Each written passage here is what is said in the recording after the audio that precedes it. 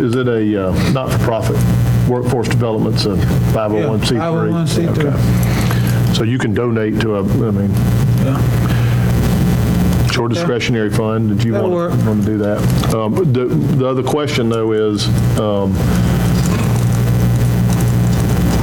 I think my question is for the future. I mean, For the future, I'm going to bring it up in writing when budget time to the county manager to see the position. We'll give the schedule and everything, like the schedule will be mobile.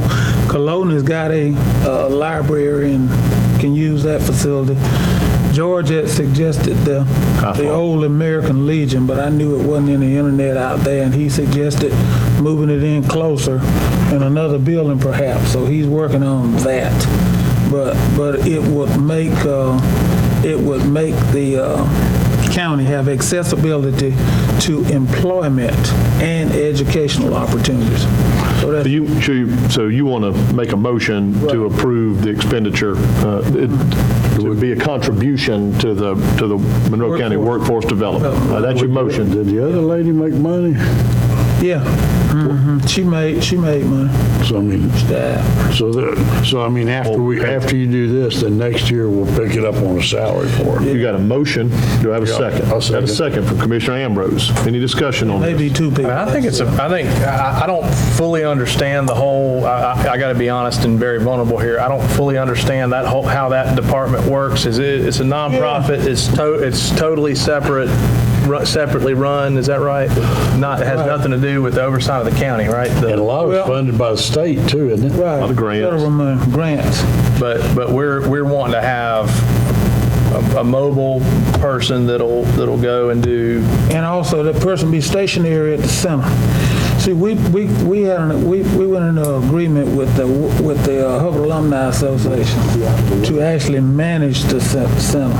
And it was managed, we got a grant, and the grant ran out in 4 years, 48 months. And it was funding the employee. And the employee died last year, a very good employee. And So we're basically they're filling a position. Exactly. Need a little extra funding. Makes sense. I think we can still get a grant next year to fund them. we're going at that. You sit down. We sure are. All right. Got a motion in a second. And like I said, it may be two people, but it won't exceed no more than $16,000. But we're voting for just to For right now, for his this year. contribute with And so Larry's they wanna do- discretionary funds to that 501c3. Got a motion in a second. All in favor? All right. Please make that. I thought you'd been out to look at it. I need Was to. it the amount, Larry, hey, Larry, we need to clarify the amounts, 15,000 between last year's and this year's if necessary. Right. Got it, okay. Are we clear on that? All right. Next item on the agenda is the ethics ordinance. Ben Vaughn, county attorney, will talk about this. This will be the second time we presented this ethics ordinance. The board discussed several changes at the last meeting. Those changes in my packet are highlighted in red. I believe they are in y'all's as well. Yes. They're throughout the ordinance. Instead of me going through each portion of the ordinance this time, I thought we would just ask if I can address any questions that y'all have. Yes, sir. We went through the ordinance extensively the first time, and if y'all have any questions, I'll be happy to address them. Okay. Any questions for our county attorney on the ethics ordinance? That number 9 on page 9, I don't agree with that. That attorney-client privilege, if we pay for an attorney to do something for our county, I think all of us should have access to it. Well, as long as it stays between us, would be important. Which, I'm not sure where. It's number 9 on page 4. Oh, on page 4. I'm sorry. Okay.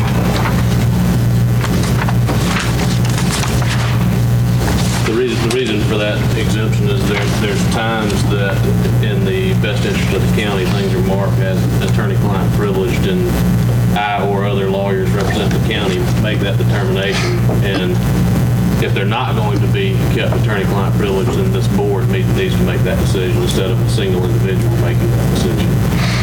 So if the board was to say they waive that privilege, the board could still do so with that exemption. But an individual member, let's use the chairman for example, could not on his own waive that privilege and disclose a letter that was marked attorney-client privilege. Right.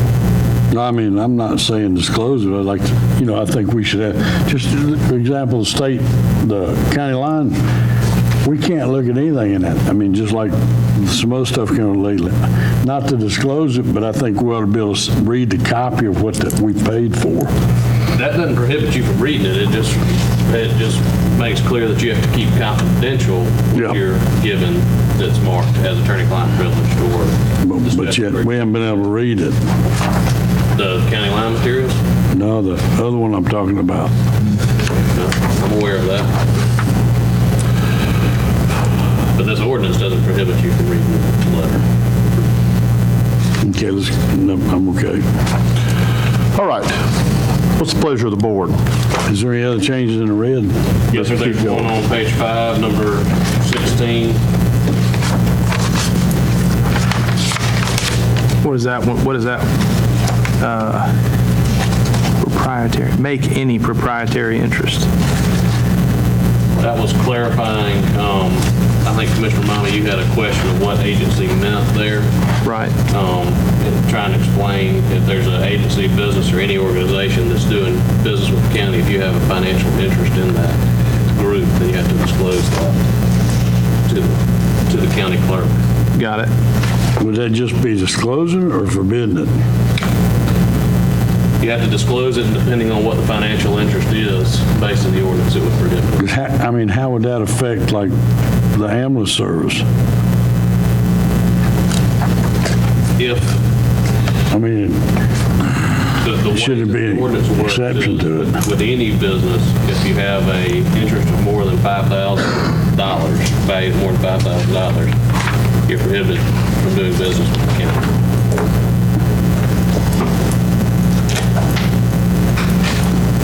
so when does this go into effect? That's up to the four of y'all. Citizen review. If we vote on it today and approve it, it goes into effect now. Yes, sir. Would that bother you? Me? No, not at all. In fact, what's interesting about that is that, understand that, for example, you're talking about when the county's down an ambulance or two and they call on MedPro for mutual aid. MedPro doesn't get any money. We don't do any business directly with the county. What happens is when we do mutual aid, we end up responding to 911, and then we end up billing just like the county would, bills the consumer, the patient. MedPro does the same and bills them direct. Our business is with the patient, not with the county. We don't get any funds from the county. You understand? You see what I'm saying? There's no money changing hands between the county. It doesn't. But it's taking business the county would have had, got paid Well, for. the county wouldn't have it if it's got a broke down ambulance. I mean, That's where I just question whether or not we should contract out the ambulance service. That way it takes all question out of it. Well, I mean, I'm not a fan of contracting out the ambulance service. I mean, I'm proud of our EMS guys and the county-owned operation. There are times when their ambulances are down or out of the county or whatever, that there's still an emergency call. If MedPro's next on the list, we go answer the call and we bill the customer. There's no interest. We don't have any, the county doesn't have any, and the MedPro doesn't have any financial interest with the county on that. Just need to be clear on it. So. That's the last change in it. That's on page 6, paragraph B. There was discussion from several of y'all the last time we talked about it to clarify the communication with the employees provision, and I think county manager suggested adding notifications and safety concerns, and then some of y'all had inquiries and investigations. So we've broadened that language so that it now reads, the provision shall not apply to communications with such officers or employees for the purposes of inquiries, investigations, notifications, or safety concerns. Okay. Any other questions for? Yeah, I've got, it gives a lot of discretion to the Board of Commissioners on certain things, like on page 6 there. Page what? Page 6. Go up 3 paragraphs from the bottom. A majority of the full Board of Commissioners must agree that a sufficient basis has been given to warrant a public hearing. It gives a lot of discretion in this to the commissioners. I think that in all fairness to the citizens of Monroe County, we may need to look at having a citizen review board handle this and possibly have the grand jury appoint those members of that particular board instead of us.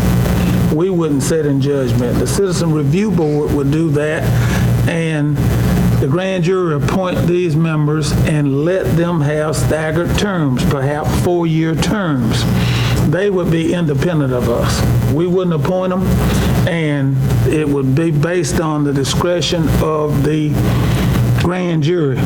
And certainly it would be qualifications such as that citizen must be a legal citizen of Monroe County, and being able to be functionally literate, something like that, maybe. But it would take a lot of the politics away from this. Now, I would like for our county attorney to please expound upon that. Sure. And Commissioner Evans is right. There are numerous jurisdictions that do have similar policies that are structured that way. I don't remember off the top of my head the exact terminology, whether they call it a citizen review panel or an ethics board or what the case may be, but the idea is the same as what Mr. Evans is presenting. And from what I saw, there was different ways to fill that board. The grand jury is one of them that people have used in the past. The grand jury used to appoint the Board of Elections, I believe, here, or the Board of Registrars, right? Right. I think he has a valid point of a citizen review panel removing some of the politics of this ordinance. The ones that I have seen, the ethics board or citizen review panel conducts the investigation, conducts the hearings, and then they make a recommendation to the Board of Commissioners. The Board of Commissioners can either follow that recommendation or not. And they still got to be involved with it. Independent. I like the way we got it now, because if it's something we find bad, we turn it over to the grand jury. And it's not handled twice. If you get the citizen board, they got to handle it just like zoning board. They handle it, come to us, we handle it again. And if there is a complaint and we handle it and there's justification, we can turn it over to the grand jury, whoever we want to.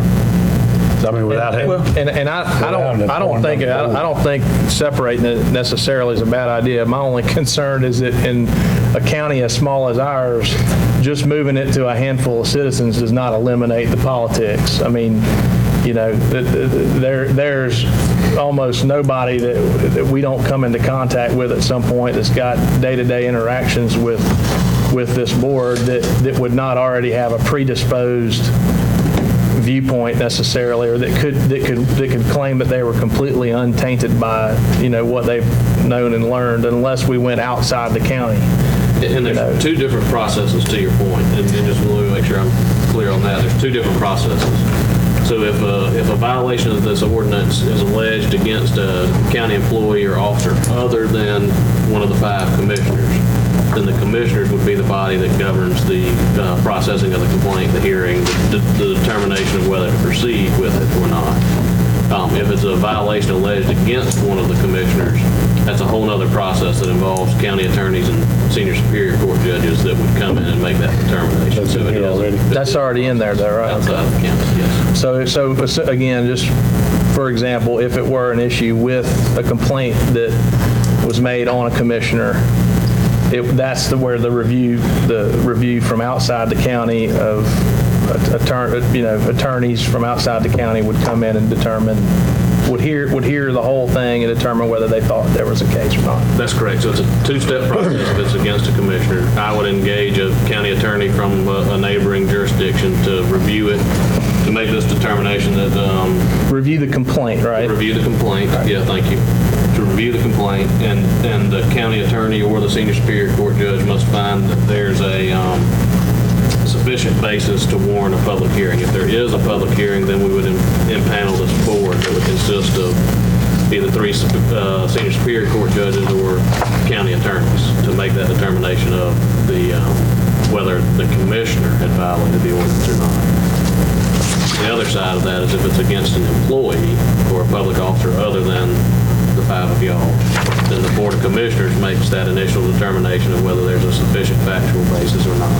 and then the Board of Commissioners conducts that hearing to determine whether there's a violation of this ordinance or not. That makes sense to me, since they're our employees, essentially, that rolls that back up to us. Anyway, And this is our second reading, so we could go ahead and vote on it today. yes, sir.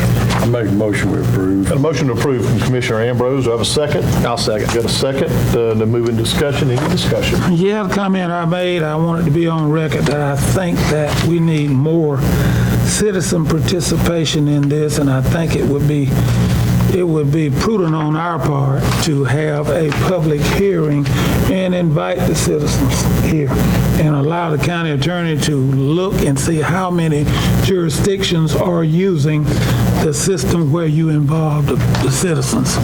I think it would be in our interest to stretch it out. That's it. Duly noted. Is that clear? Do we know if some are using Citizens Senate Review Board or not? Or I don't know a number. There are jurisdictions that are using a citizen review board. I think they call it a ethics board or panel. But A lot of them use it for the sheriff's department, police department, there's some that use but not this other So stuff. to me, if you give it to a judge, now you got one person that's handpicking people. To me, the possibility of politics is even worse in that situation. If we're worried about politics, I mean, if one guy's picking people that he feels like can govern over that situation, to me, it's almost worse than what we're dealing with right now. Well, you're wrong. It's not the judge. It's 23 people on a grand jury. They would select, excuse me, they would select those persons, and those persons would be sworn in just as you were sworn in as a commissioner, and they're supposed to show impartiality. That's the whole idea, and it gives the public input. I know they do it in Gwinnett County. They do it in Fulton County. I know they got a case up in Gwinnett County right now. And it involves the citizens, and like I said, it's not left up to a discretion of a elected. We can amend this at some point in the future, too, after we've studied it, correct? Yes, sir. Okay. I got a motion and a second to approve it as written. I'll call the question. All in favor? Any opposed? I oppose on the grounds that I stated.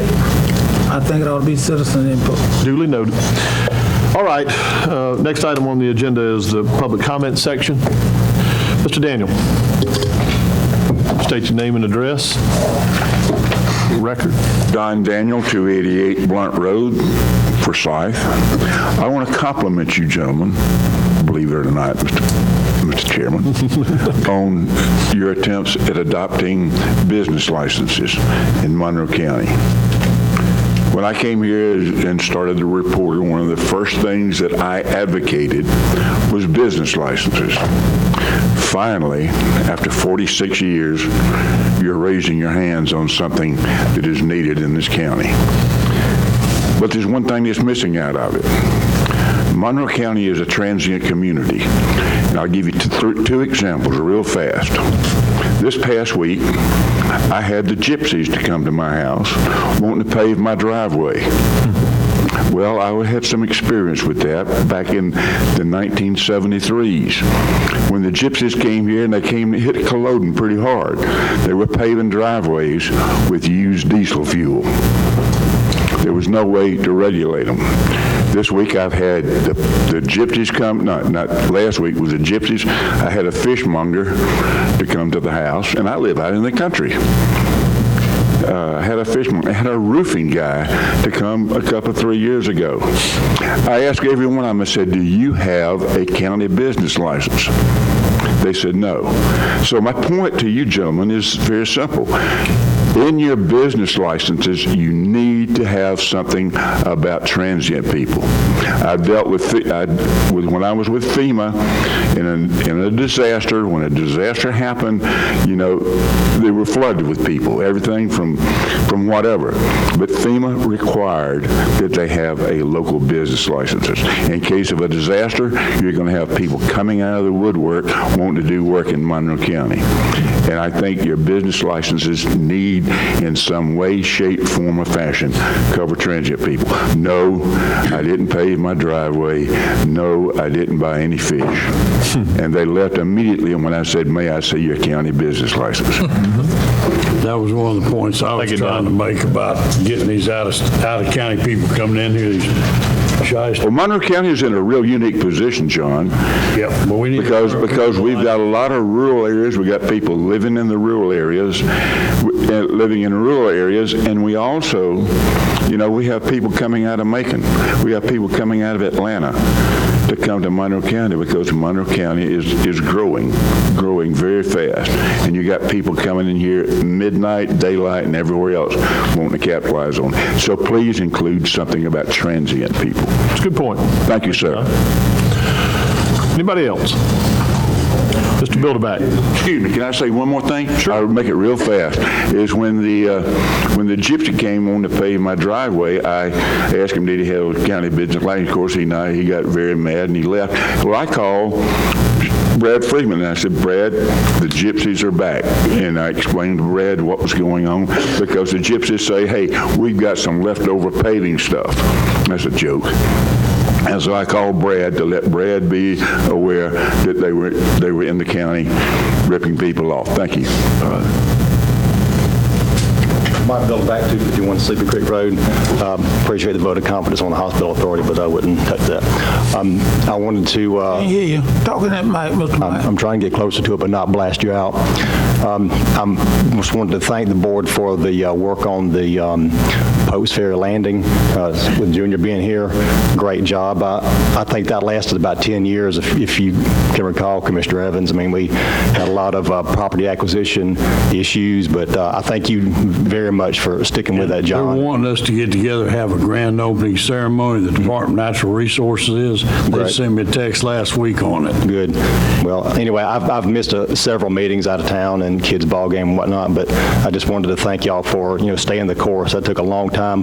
There was maybe 5 or more boards involved with that. A lot of changes of faces, but it was one of the few things that the continuity was there. And Junior and them, they just outstanding job. So anyway, thank you. Make sure another note on that too. We've talked to Vulcan Rock, and Junior need to get with them. The M3, what's the M10? Sorry, I said M3. M10s. They've got a extra that they want to donate to the county to fill in some of that back there. So, might talk with you and get you together with Barry Lawson about doing some of that to make it even better. And I want to say something. The Juliet Recreation Park was engineered by Mr. Bilderback. He negotiated a swap for the old road that went across the river.